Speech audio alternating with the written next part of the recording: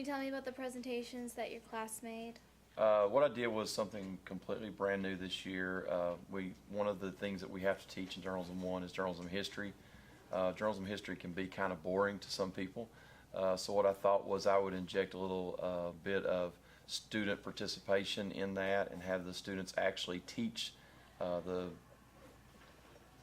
journalism history part of the class this time. And so what I did was ask them to pick a person in journalism history off of a list that I gave them, so they got to choose their own project. Then from that, what they did was they were to do research on that person, find out who that person was, when they lived, what their contributions were to journalism, how they impacted journalism, and then they were to create some kind of presentation, whether it be PowerPoint or with Prezi Pro or whatever the program might be, to then present that to the class. And so then I had them do presentations to actually teach the class different people in journalism history, so they were able to learn from their peers. I also used one of our web tools, Web 2.0 tools, in the Google Docs, where I actually had the kids during the presentations, each student did a student evaluation on the person who was presenting, and they filled out that evaluation online as the students were presenting. So it was kind of a new thing for them to kind of keep them participating in the process and not just sitting there watching a PowerPoint presentation. They were actually reviewing what the person was saying, what they were talking about.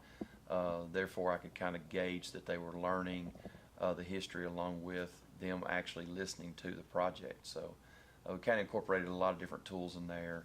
Some of them used PowerPoint, some of them used Keynote on the Mac, some of them used Prezi Pro. They used the Google Docs to evaluate their peers. I then used those evaluations in my evaluation process, as well as I created one myself while they were actually giving their speeches. So I was able to give them an instant feedback of evaluation through Google Docs so that they could see their grade almost immediately. How did it feel to be mentioned in the instructional spotlight? It's an honor to be mentioned in there. I mean, I know we have some great teachers here on campus, and to be one of those teachers that gets listed as in the teacher spotlight was an honor.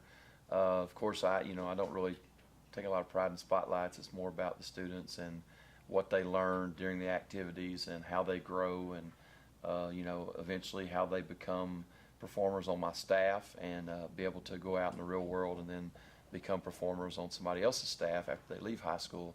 But it's a real honor to be mentioned by Mr. Granger and his staff in the instructional spotlight, because it just lets you know that you are doing what you're supposed to be doing and that your job is valuable, and what we do here at Duncanville High School is very important to educating the students and allowing them to have the best opportunity possible so that they can leave Duncanville High School.